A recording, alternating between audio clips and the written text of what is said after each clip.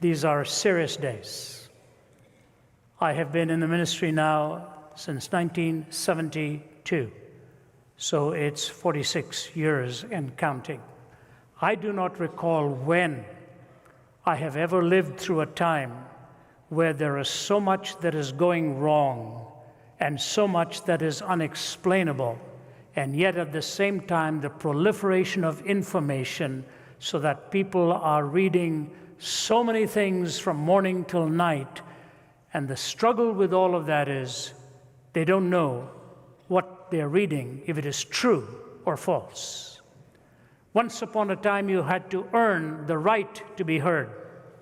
People had to know something about you.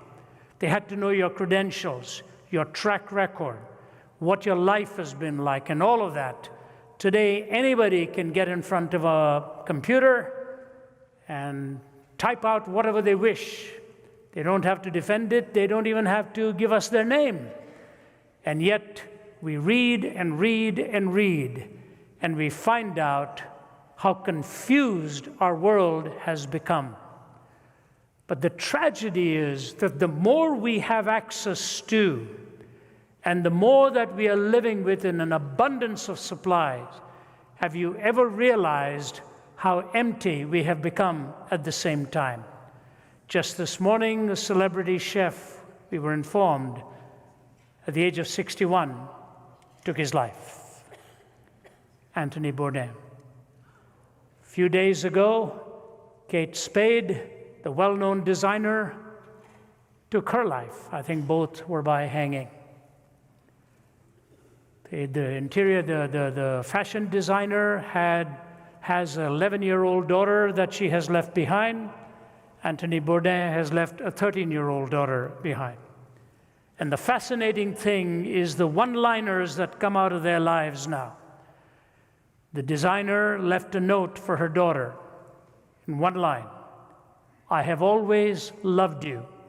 This has nothing to do with you. Ask your father." So what does an 11-year-old do? If it had nothing to do with her, and now she's going to ask her father, and you wonder, will she get the truth? And the celebrity chef made a comment of his rather unguarded lifestyle, and he made a comment and he said, "I have never seen my body as a temple. I have seen it as a fun house." Well, the fun evidently had run out, and the house is now empty. Two very creative individuals, one in the world of culinary arts, another in fashion design, choose to end their lives. She was 55, he 61. So relatively in the peak of their accomplishment and their successes. Why does this happen? In some ways, I can relate. I was 17 years old in Delhi when I had tried to take my own life. And God protected me from my own schemes and designs and sent me the scriptures to remind me that my body was not a fun house, that my body actually didn't even belong to me. It belonged to Him, and it was the temple of the living God. Why does this happen? Why, at the peak of success, does a man who commands wide audiences wherever he goes, there's a picture of him somewhere on YouTube now, hosting President Obama and them having a bite together somewhere, I don't know if it was France or where it was. My colleague who's here with me, one of my traveling colleagues, said to me, "Ravi, if you had a dream life, wouldn't it be something like what he had? Going all over the world, tasting all of the culinary delicacies, having an audience, wealth, success, fame, pleasure, all that you wanted." And yet he snuffs his life out. Why does this happen? Ladies and gentlemen, it is vitally important that you and I have the most fundamental questions in life answered. And the most fundamental question is this: what does it mean to be human? What does it mean to be human. So many different answers are given to us. So many different answers. And the gospel is the only message I know which coherently answers all of the deepest questions of the heart and soul, but not just coherently, but specifically to particular questions, gives us the truth. I am the way, the truth, and the life, said our Lord. And if you take that triad in an answer, the way, the truth, and the life, you begin to see how critical it was that he stated it that way. But we are living in a time where truth has died. You see, if you go back to the 1300s and the 1400s, rationalism held sway. Man was deemed to be a thinking being. Then on the heels of rationalism, with all kinds of questions being asked of rationalists, empiricism came into being in the 1700s and 1800s. Man became an empirical being, from a thinking being or a rational being to an empirical being and a laboratory testing individual. But on the heels of that also came the likes of an Immanuel Kant, and man actually ended up becoming a skeptical being. Metaphysical propositions could not be trusted anymore. You could not trust moral statements or judgments about issues of meaning and the purpose of life. We were purely empirical beings. We could only talk about that which could be tested in the laboratory. From thinking and rational beings to empirical beings or skeptical beings.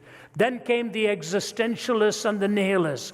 The nihilists sort of despairing to find meaning, and the existentialists come up with the response that you have to will to find meaning.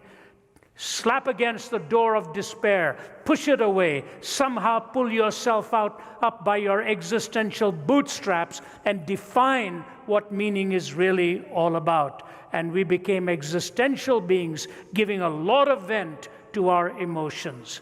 From thinking and rational beings, to skeptical beings, to emotional beings. And then postmodernism came along and basically told you, you define your own self kind of being. And what did we lose? In postmodernity, we came to the conclusion that there was no such thing as truth, no such thing as meaning, and no such thing as certainty. No truth, no meaning, no certainty. The three very real issues with which we need to define life. What is true? What does my life mean? How can I be certain of the answers that I am clinging to? And it is fascinating that just as postmodernism has taken over, we are facing now a society and a reality where the youngest amongst us are the loneliest of us all. My colleague who works here in Seattle held a youth conference some time ago. He actually happens to also be my nephew. We were with him last evening. And Nathan said to me, he said, "Uncle, I think the most turning point in that whole conference was when a young lad, I forget whether he was 12 or 14, walked up to the microphone. And a panel of speakers was sitting on the platform there. And he looked at them and he said this, 'I just have one question. And I want you all to be very honest and tell me what the answer is, because I'm not playing with this answer. I want this answer to be right. I have struggled with taking my life a few times. Can you please tell me what my life actually means?'" It's a young lad. I want to know what it means because I've struggled with taking my own life. In other words, our questions merit truthful answers, and the entailments become obvious with the answer that you cling to.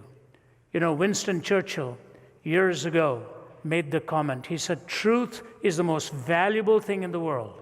It's the most valuable thing in the world. In fact, it is so valuable that often it is protected by a bodyguard of lies." He was talking about intelligence in warfare. Truth is the most valuable thing, so valuable that often it is protected by a bodyguard of lies. Natan Sharansky, Israel's former justice minister, went back to the Soviet Union where he'd been incarcerated in solitary confinement for years. And when he went back, he went to visit the prison where they'd kept him. His wife was with him. And as they were about to enter those dark confines, he put his arm out and stopped his wife and said to her, "Can I go in for a moment alone, please? Because this is where I found myself when I was all alone and no input from anywhere else except what I had inside me in this darkness." She honored that request. He went in, spent several minutes in there, came out, a battery of microphones in front wanting to interview him, and he said, "Can you wait for this interview, please? I want to go to the grave of this physicist, Andrei Sakharov, who gave to the Soviets the atomic bomb. I want to go and honor his memory." And he went and laid the wreath at Sakharov's grave, and he said this: "The reason I wanted to honor this man is because what he said in the closing days of his life. I always thought that the most powerful weapon in the world was the bomb. I always thought that the most powerful weapon in the world was the bomb. I have changed my mind. The most powerful weapon in the world is not the bomb. The most powerful weapon in the world is the truth." It's the most valuable thing. It's the most powerful thing. And yet, with our postmodern mindset, there is no such thing as absolute truth anymore. This is so ironic, so ironic. Please hear me carefully. In all that we are seeing with the moral confusion of our time and the so-called Me Too movement and all of that, what you see happening is the quintessential expression of the contradiction with which we live. All of our university students are taught, primarily at least they're taught, that truth is not absolute. Morality is not absolute. They are trained to be relativistic in their thinking. They are trained to be relativists. And so when they go out in their professions and live relativistic lifestyles, all of a sudden they are smacked with an absolute. You don't do these things. Why not? Why not? If relativism holds sway, what am I told? It's ultimately relative to myself. Or if you wish, when the absolutes were gone, we had to park it somewhere, and of all places, we parked it in the institution that we trust the least. We call it being politically correct. The one institution that we doubt. And that's where we parked our absolutes at the same time. You see, every one of us has absolutes. The only difference is whether we abide by them or only use them by which to judge somebody else. The absolute is inescapable in your heart. The question is, do you live by it or do you only use it to judge other lives? I want to take this notion of truth now as an absolute. And I want to give you two comments, and you'll have to listen to them very carefully because I'm moving you along a trajectory of one of these two comments, and I'll tell you why I'm doing that. Both of them come from Malcolm Muggeridge. I loved Muggeridge because of the way he knew how to use language. In fact, Muggeridge said when he stood before God, he would have to ask for forgiveness for being so fatally fluent. He knew how to turn a phrase. But here's what he said in his autobiography, A Green Stick, A Chronicle of Wasted Years. Here's what he says: "Truth is very beautiful, more so I consider than justice, which is today's pursuit, and easily puts on a false face. In the nearly 7 decades I have lived through, the world has overflowed with bloodshed and explosions, whose dust has never had time to settle before others have erupted, all in purportedly just causes. The quest for justice continues and the weapons of hatred pile up. But truth was an early casualty. The lies on behalf of which our wars have been fought and our peace treaties concluded. The lies of revolution and counter-revolution. The lies of advertising of news, of salesmanship, of politics. The lies of the priest in his pulpit pulpit, the professor at his podium, the journalist at his typewriter. The lies stuck like a fishbone in the throat of the microphone, the handheld lies of the prowling cameraman. Ignatius alone told me once, when he was a member of the old Comintern, some stratagem was under discussion, and a delegate, a newcomer who had never attended before, made the extraordinary observation that if such and such a statement were to be made, it ought not to be made because it wouldn't be true. There was a moment of dazed, stunned silence. Then everyone began to laugh. They laughed and laughed until tears ran down their cheeks, and the Kremlin walls seemed to shake. The same laughter echoes in every council chamber and cabinet room. Wherever two or more are gathered to exercise authority, it is truth that has died, not God. What Muggeridge is talking about here is propositional truth, whether an answer as it is given conforms to reality as it is. He's talking about propositional truth. We use this in a courtroom. Were you at such and such a place when this event actually happened? They are looking for a corroborating answer that is in actuality in keeping with what happened.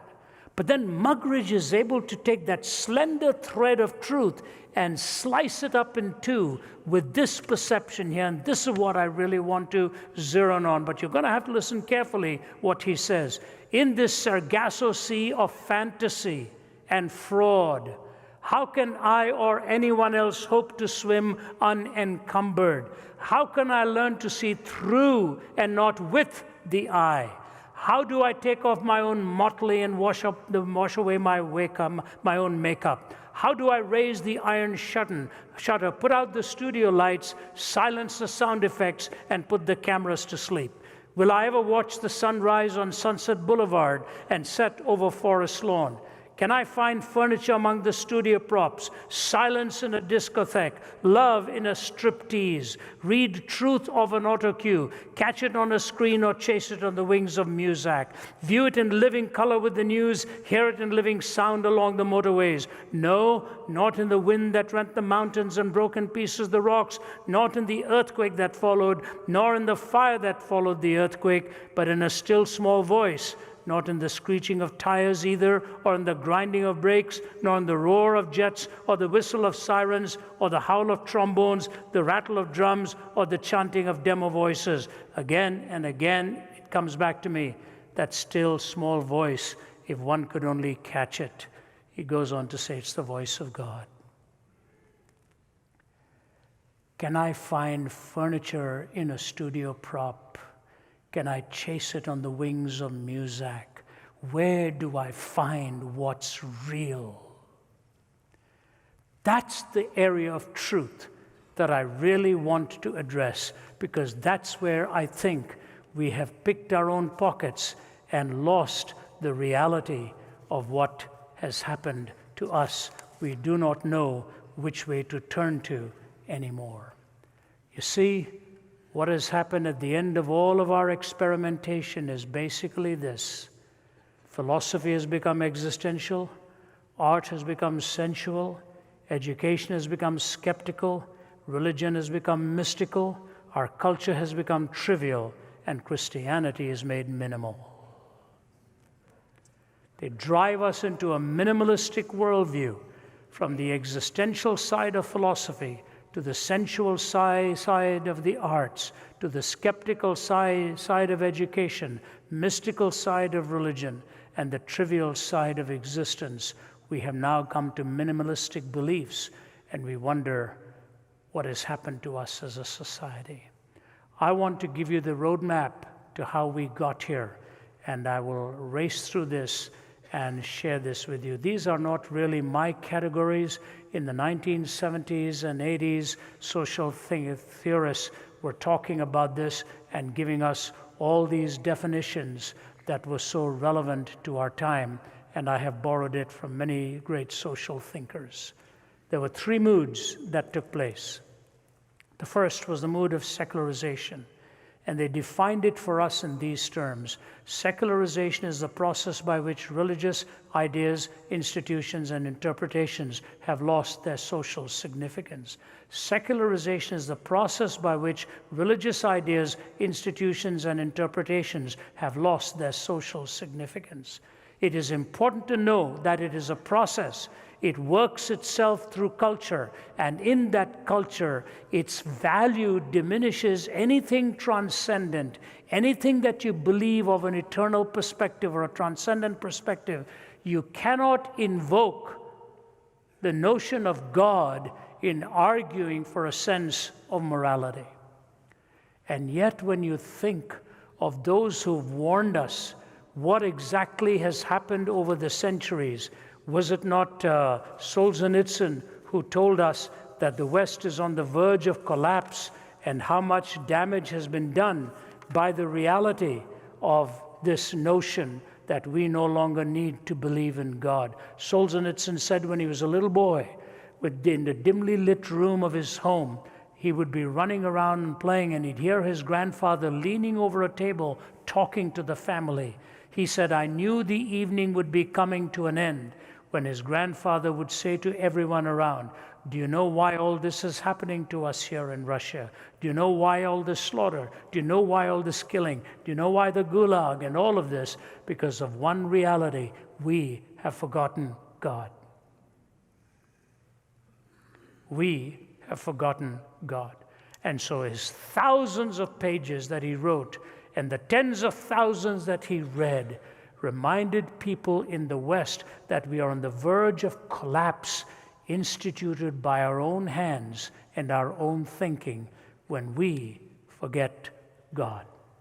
So religious ideas and institutions have lost their social significance. Just imagine, in any university, if you believe in the sanctity of marriage, or you believe in the sacredness of what the body is all about, you are looked as some kind of strange specimen that has walked into an educational institution. This is the horror of our time. But you know, C.S. Lewis wonderfully illustrates the tragedy of what it is that happens when you lose that source of defining right and wrong. You know, many years ago, a famous pornographer was on trial in Atlanta, Georgia. His magazines were supposed to be so perverse that they even made Playboy magazine look pretty ordinary. But this man had one of the finest lawyers defending him, and the lawyer was very clever. He would build an argument something like this. Those who were testifying against his client, he would say something like this to them. Have you ever gone into an art gallery? Yes. Have you ever gone into an art gallery where there are paintings by the great masters of art? Yes. Have you ever paid to go into an art gallery where there are paintings of the great masters of art, where there are disrobed people or new paintings of somebody in the nude? Have you ever paid to go into an art gallery like that? And then somebody say, yeah, I have gone into an art gallery like that. Will you please tell this jury why you call that art and why you call my client's stuff pornography? You know, a very logical question would be, how many marriages do you know have broken up because the husband went too often into a museum of art?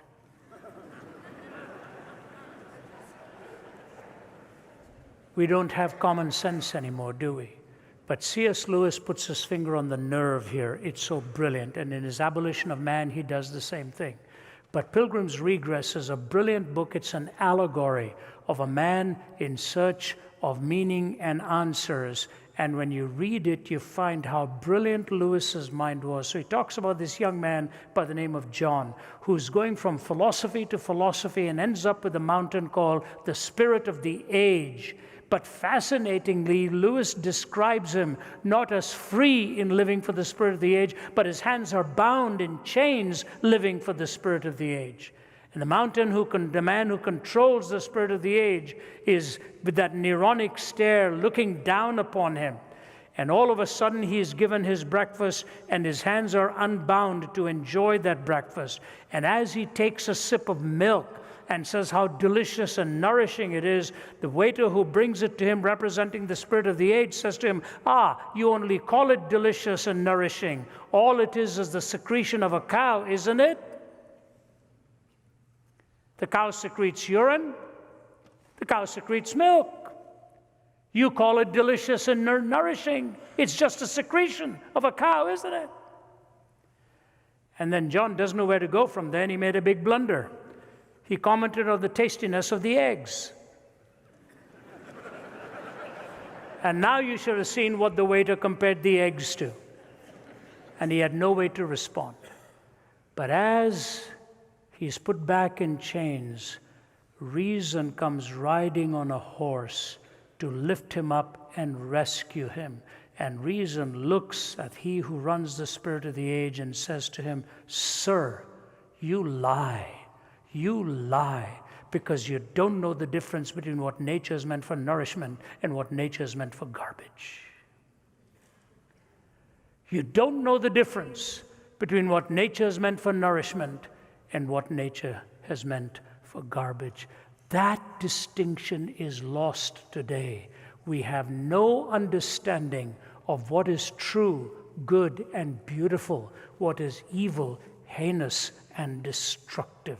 We consider all choices equally valid because we no longer know the difference between what nature is meant for nourishment and what nature is meant for garbage. So you see this pornographer, when he's peddling his stuff to destroy lives, to destroy men, to make them so hooked onto this that no one human being can ever satisfy that mind anymore because he's taken away the value of a human being and replaced it with the pursuit of a feeling. That's all they've done, and nobody can fulfill that. When a woman or a man sits in front of the lens of a camera purely to titillate the basic instincts and imagination of a person, to do that and provoke them to the erotic and the sensual and the self-gratifying immediately, they ought to put their arms in front of themselves and say to the cameraman or the publisher, "Don't do this to me. Don't do this to me. You are reducing me to something so base."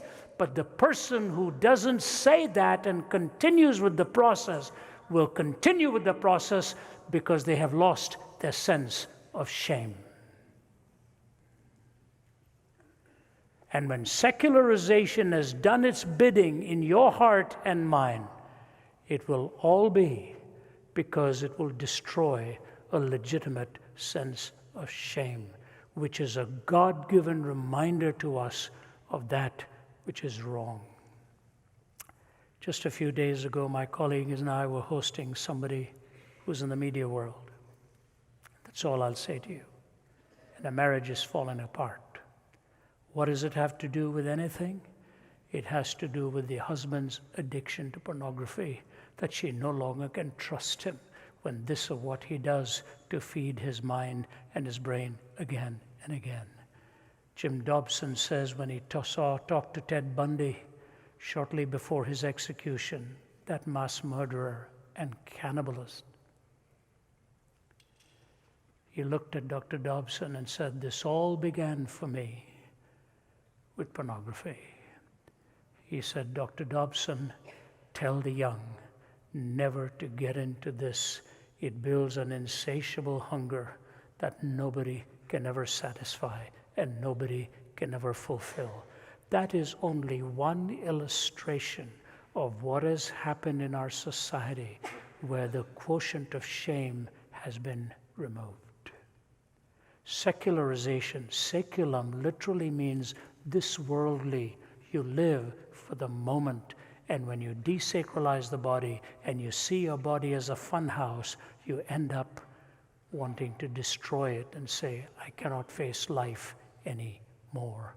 Ladies and gentlemen, when God sends conviction to you for something that is wrong, it's to guard you and protect you from going further down the line into things that are more decimating and things that are more destructive. So many homes have been victimized today by the mass media and the seduction of the conscience. Secularization. But we move from that to pluralization. Pluralization is where there's a competing number of ideas in our worldview, and no one worldview is dominant. A competing number of ideas in our worldview, and no worldview is dominant. Again, social theorists have given us this definition. A competing number of worldviews, but no worldview is dominant. You know, culinary-wise, I'm glad for pluralism.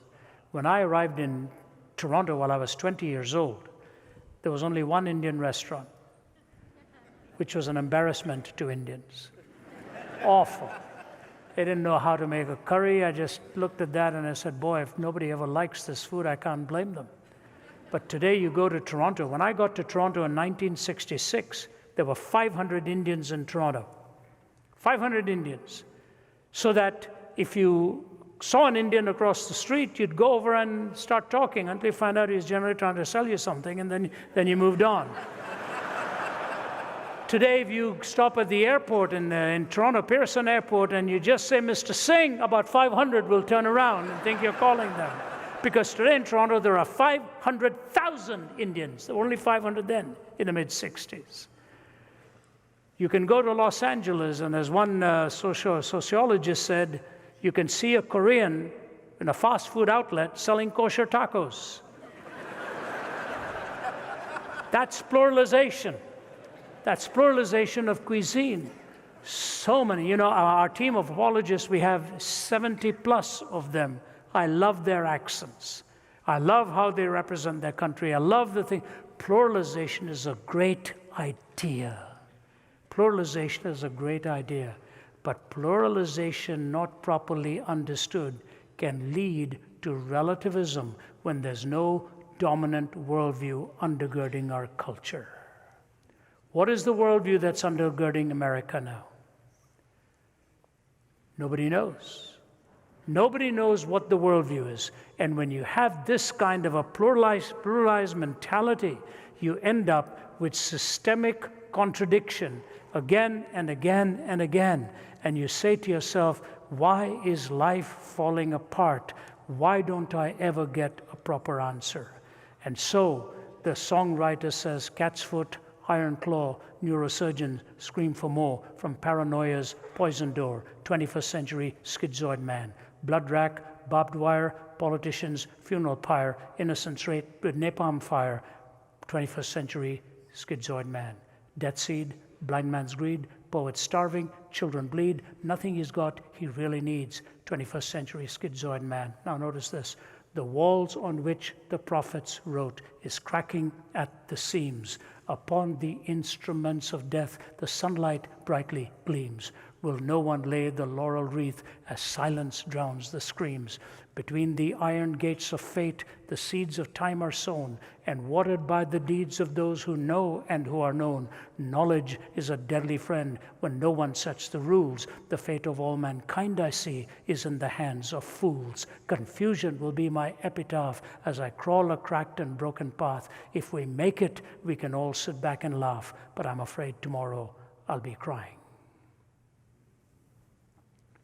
This brokenness, this emptiness, this sense of desolation and aloneness is what is now systemic in our culture because we are living with systemic contradiction. With systemic contradiction.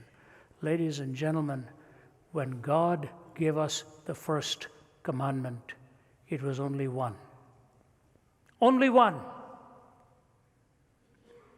Don't eat of the tree of the knowledge of good and evil, because the day you do, you will surely die. And the enemy of our souls came, and what did he say? Not true, not true. But he did tell us the truth then. He said, you will be as God, knowing good and evil. Do you know what he was placing as a temptation? Play God. Play God. Be the definer of good and evil. Today, for our healthcare laws, we need 20,000 pages. Before there was just one.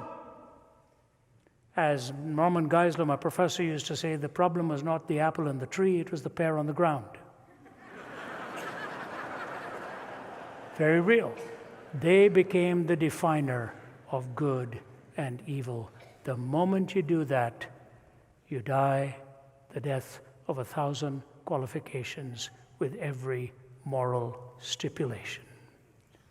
So you get onto a plane, and what do they tell you? Do not touch, tamper, disable, or destroy. Why all those words?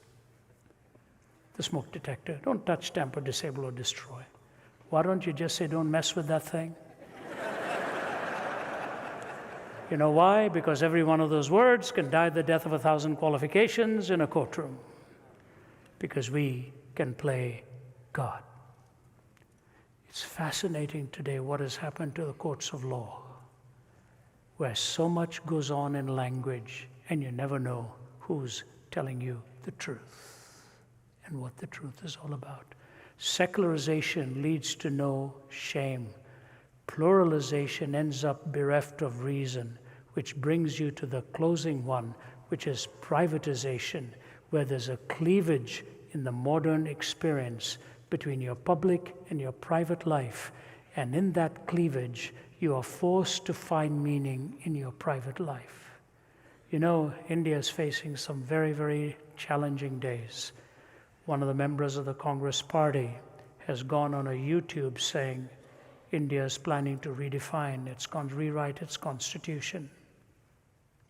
They say the constitution was defined to contain within that geographical boundary, but there are extremists on one side that says we ought not to be defined by a geographical boundary, we ought to be defined by our religious inclination and who we are here predominantly. And so philosophically they plan to rewrite the constitution, so says at least one member of parliament out there. We may not be rewriting our constitution here, but we in effect are doing the same thing by not honoring the intent of what it was all about to start with. We are controlling the way thinking goes on. And what we are told now is you can believe whatever you want to believe, but believe it in private. Don't bring it out into public. The moment you bring it out into public, you're violating the public space, and you are now infringing upon the rights of somebody else. So here we are, 2018. We do not know how to define anything. We cannot define who we are in gender. We cannot define who we are in marriage. We cannot define who we are in our proclivities. We cannot define anything of any worth or of any absolute. We toss it up into the wind, as it were, and decide which way we are wanting to go. This is a dangerous time in which to be alive because there are no definitions. When you don't have any definitions, how are we going to deal with reality? You know, I have, Winston Churchill was once told by a corporal, "Mr. Churchill, have I ever told you about my grandchildren?" And Churchill said, "No, and I want you to know how much I appreciate it." Well, I have 5 grandchildren, and since I'm not Churchill, I will violate it. I have a little grandson who is about to turn 7 later on this year. He has an amazing vocabulary, an amazing vocabulary. I don't know where he comes up with the words. When he was about 5 or something like that, he looked at me one day across the dining table and said, "Papa, what is the meaning of sophomoric?" And I sounded sophomoric, trying to define it for him. Recently, he'd learned about the whole issue of slavery and so on, and it really crushed his heart. He's a guy with a little tender heart. He came back to his mother and he said, "How could this happen? How can this happen? How did people get hurt so badly? How do they justify this? How do we justify this?" And then he paused. It's a little kid. He looked at his mother and said, "You know, I have a friend. He comes from another country. Do you think one day people may treat him badly too because he comes from somewhere else?" And Naomi, my daughter, said, "Why do you ask that?" Here's what he begins his answer by saying. He said, "Mommy, my hypothesis my hypothesis is this: if you want to hate somebody, you will find a reason to hate them. If you want to hate somebody, you will find a reason to hate them." This is the same little guy when he was 3.5 who looked at his mother when she'd lost her car keys and couldn't find it. Naomi, my daughter, she slapped her forehead and said, I must be losing my mind. And he looked at her and said, Mommy, whatever you do, please don't ever lose your heart because I'm in there.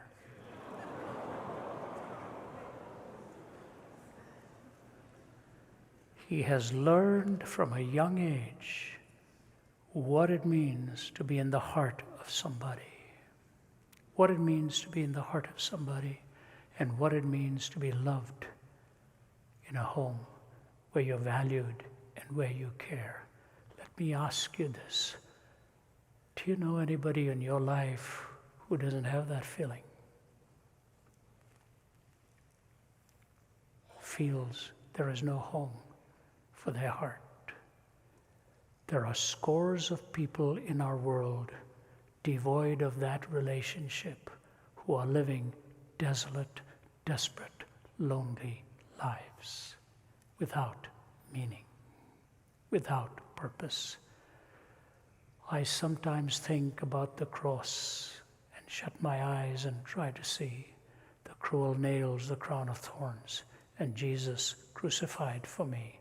But even could I see him die, I would but see a little part of that great love which like a fire is always burning in his heart. The love of God for you, for me. When a man can leave a little girl and choke himself to death, he obviously didn't understand that God really loved him, that God loves his little girl. When a woman can say, I love you, this has nothing to do with you, but ends up leaving that little girl for the rest of her life, trying to figure out what happened to my mom.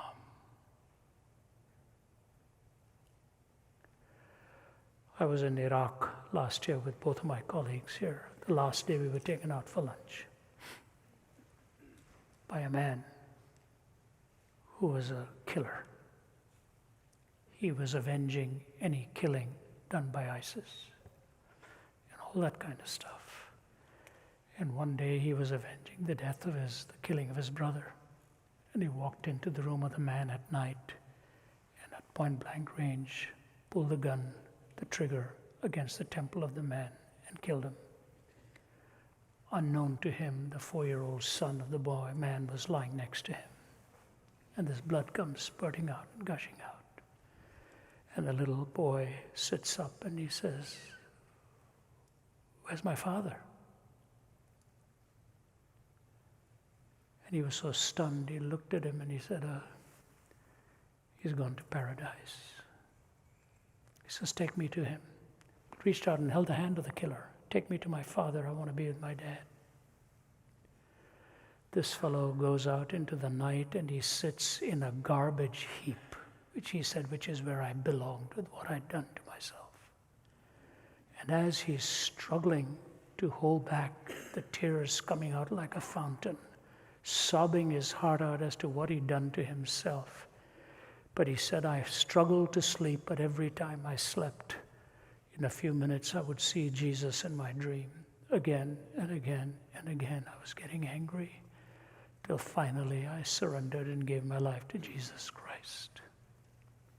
He's working now in a ministry of a hospital which binds the wounds of the broken, including the enemy. And he drives people back and forth. He was driving us. When he told the story, I kept looking at him and I said, who was he before? Who is he now? The difference is what Christ had done in his heart and turned him from being a killer into being a healer of people. Ladies and gentlemen, when privatization has done its work, it strangles the sacred and strangles meaning from your life. Secularization, no shame. Pluralization, no reason. Privatization, no sacred, no reality of the holy, and no meaning. Tomorrow when I speak to you, I want to give you the answers of how then does the Christian worldview respond to secularization, pluralization, and privatization and see the beautiful answers of the gospel in all of this. May God richly bless you. Thank you for giving me a hearing tonight.